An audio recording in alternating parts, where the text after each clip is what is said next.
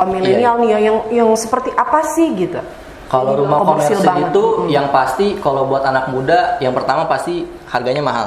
Itu pasti. Terus lokasinya pasti strategis dan yang terakhir kualitas bangunan dan lingkungan perumahannya pasti terjamin lah. Mahal ini kan agak rancu. Iya. Jadi di angka berapa misalnya? Biasanya di atas 200 lah, kan gitu. Rumah komersil di atas 200, 150. Tapi dia punya kualitas bangunan, lingkungan perumahan dan lokasi yang pastinya jauh dari rumah-rumah murah gitu. Entah dia lokasinya strategis, dekat rumah sakit, seperti yang tadi dekat jalan tol dan lain-lain. Nah, biasanya rumah komersil seperti itu tuh. Nah, makanya untuk anak muda itu menjadi momok biasanya tanpa mencari tahu lebih dahulu sudah judge nih, kalau rumah ini mah pasti mahal gitu. Ternyata tadi tuh tapi ada udah buat saya nih, buat dan itu udah mau lagi jadi 1 juta gitu. Murahan sih buat rumah. Sebenarnya kalau dibilang kemurahan ya. Kita boleh kasih booking fee yang murah banget, tapi bukan perumahannya yang murahan, ya kan gitu.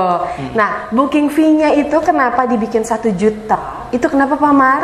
Karena sebenarnya PT Daun Karya sendiri membuat rumah-rumah untuk kaum milenial ini adalah juga ingin mensupport nih kaum milenial supaya bisa memiliki investasi properti. Jadi nggak cuman kira-kira gigit jari doang deh kaum milenial, kayak cuman hanya dalam mimpi dan angan-angan memiliki rumah, ya kan? Tapi memang visi misinya dari PT Daun Karya sendiri mengadakan rumah ini untuk bisa mensupport para kaum milenial juga nih supaya bisa mandiri, punya rumah dan investasi, ya Pak Maria. Makanya kenapa ada penawaran yang menarik sekali khusus untuk hari ini, itu booking fee-nya hanya 1 juta. Aduh, penasaran gak sih itu 1 juta ya kan? Kita kalau ke mall itu 1 juta hari gini kayaknya lewat aja gitu. Tapi ini 1 juta udah bisa dapat booking fee untuk investasi properti. Lokasinya bagus, rumahnya bagus, spek bangunannya juga bagus, dan desainnya pun cocok untuk kalangan milenial. Keren banget. Oke, baiklah kita lanjut ke pertanyaan yang berikutnya. Apakah rumah yang akan saya beli sesuai nih dengan uang yang saya keluarkan? Nah, ini sesuai nggak nih dengan uang yang kita keluarkan? Terus kita mendapat nilai investasi dan properti rumahnya yang kayak apa nih gitu, Mas Rizky? Mungkin bisa dijelaskan, silakan. Ya, betul. Jadi memang itu mungkin pertanyaan duet berarti itu mewakili kaum milenial juga sih ya. Jadi apakah saya ngeluarin duit segini, apakah sesuai nggak dengan apa yang saya dapatkan? Apakah jangan-jangan rumah yang saya beli itu kemahalan nih? Jadi saya rugi dong. Nah, banyak kan pertanyaannya seperti itu. Nah, jadi aku akan memberikan sedikit beberapa poin sih, tips dan triknya supaya untuk menilai nih, untuk rumah yang akan mau dibeli ini sesuai nggak atau layak nggak untuk dibeli. Nah, yang pertama mungkin ini sih tips ya. Tipsnya belilah rumah pada saat awal proyek tersebut. Kenapa? Karena biasanya membeli rumah pada saat awal proyek tersebut masih banyak diskon, harganya masih murah. Nah, biasanya seperti itu, banyak promo-promo. Nah, jadi ketika ada perumahan yang baru launching, nah teman-teman bisa tuh beli.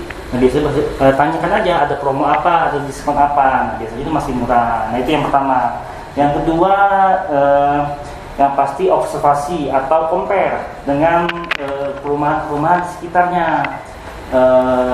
Harga-harga perumahan di sekitarnya itu seperti apa atau bagaimana. Nah, yang kedua di compare dulu, cari tahu dulu, dibanding-bandingin itu biasa, nggak apa-apa. Memang harus seperti itu dan membeli rumah itu harus teliti juga memang. Nah, yang ketiga kita cek kualitas rumah contohnya. Jadi jangan sungkan-sungkan, tanyakan aja ke marketingnya kualitas atau spesifikasi rumahnya atau bangunannya ini seperti apa, atau dapatnya apa aja. Nah, seperti itu. Nah, marketing perumahan yang baik pasti dia biasanya akan menjelaskan dengan detail tanpa ada yang ditutup-tutupi. Nah, seperti itu. Nah, yang berikutnya yang keempat, nah tadi seperti sudah dijelaskan juga oleh Pak Masudi. Jadi dalam suatu rumah itu tidak hanya ada bangunan rumahnya saja, tapi ada sarana dan prasarana juga. Nah, itu juga yang harus ditanyakan. Di sini sarananya ada apa aja? Apakah di taman bermainnya atau di tempat ibadahnya? Nah, itu juga yang menjadi faktor pertimbangan buat teman-teman sekalian untuk membeli rumah. Jadi jangan hanya lihat rumahnya stoknya ini rumahnya bagus, aku cocok nih kayaknya, tapi tidak ada sarana-sarana lainnya, tidak ada taman rumah lainnya misalkan. Nah itu jadi faktor pertimbangan juga gitu.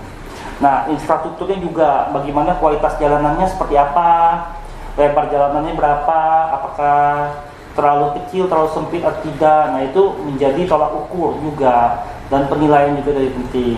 Jadi membeli sebuah rumah itu bukan hanya membeli bangunan rumahnya tersebut itu saja, tapi juga membeli aksesnya, membeli fasilitasnya, membeli infrastrukturnya juga. Nah seperti itu Mbak Catherine. Oke. Ini poin-poin penting juga nih ya, yang mesti teman-teman kaum milenial nih mesti perhatiin banget. Jadi apa aja sih apa yang mesti dilihat gitu ya sebelum kita cuman mikirin oh harganya cocok nih, tapi dibalik harga yang cocok itu kita harus tahu dulu nih apa aja sih yang seperti tadi Pak Rizky jelasin. Ini menjadi sangat penting sekali. Kalau buat Mas Randy, aku mau tanya lagi sama Mas Randy, perumahan-perumahan dari Daun Karya ini sesuai nggak sih harga dengan kualitas bangunan, lingkungan dan lain sebagainya? Kalau saya cerita kemarin waktu pas review, mungkin teman-teman juga bisa lihat nanti detailnya seperti apa gitu ya. Yang pasti untuk kualitas rumah komersil, buat saya sih sebenarnya harganya kemurahan sih. Kemurahan, murah banget. Berarti ya, kalau kemurahan harusnya teman-teman milenial bisa beli ya kan? Dalam arti rumah komersil. Karena saya beberapa kali review rumah, baik itu rumah perumahan subsidi, rumah komersil dan lain-lain, tentunya saya bisa compare lah seperti itu. Rumah yang budgetnya sekian ratus juta seperti apa, rumah yang sekian ratus juta seperti apa. Nah, buat yang The Paris sama buat yang The Avanitera ini yang punya Daun Karya, buat saya itu untuk buat kaum milenial, terutama tadi dengan biaya booking fee, DP dan lain-lain yang segitu, tadi sudah disebutin, terjangkau banget sih. Harusnya terjangkau. Makanya buat kaum milenial, cari tahu dulu informasinya detail nih. Jadi kalau udah cari tahu informasi detail, hubungi marketingnya atau misalnya datang ke marketing office-nya, baru nanti deh teman-teman bisa tahu detailnya seperti apa kayak gitu. Kebanyakan teman-teman tuh biasanya nggak mau cari tahu dulu, udah kayak mahal gitu biasanya nih. Iya, biasanya begitu lihat angka mundur ya kan. Gitu. Padahal belum tahu hitungannya, detailnya gitu. Iya, nah kalau Mas Randy bilang kemurahan, menurut Mas Randy kemurahannya apa dibanding apa bisa sampai ketemu kemurahan? Ini mesti Pertama dijelaskan. biaya booking fee sama DP. Biaya booking fee sama DP rata-rata rumah komersil tuh nggak ada yang angkanya segitu. Bahkan rumah subsidi aja tuh di atas itu. Iya, bisa dicek aja teman-teman. Maksudnya cek aja sendiri informasinya. Untuk kualitas rumah komersil dengan biaya booking fee, DP dan KPR-nya segitu rata-rata nggak ada sih. Untuk kualitas rumah, perumahan dan lokasinya yang kayak Daun Karya punya ini gitu. Bisa dilihat sendiri reviewnya di video saya ini. Itu nanti detail. bisa dikepoin ya, Iya, di detail review banget. di videonya Mas Randy.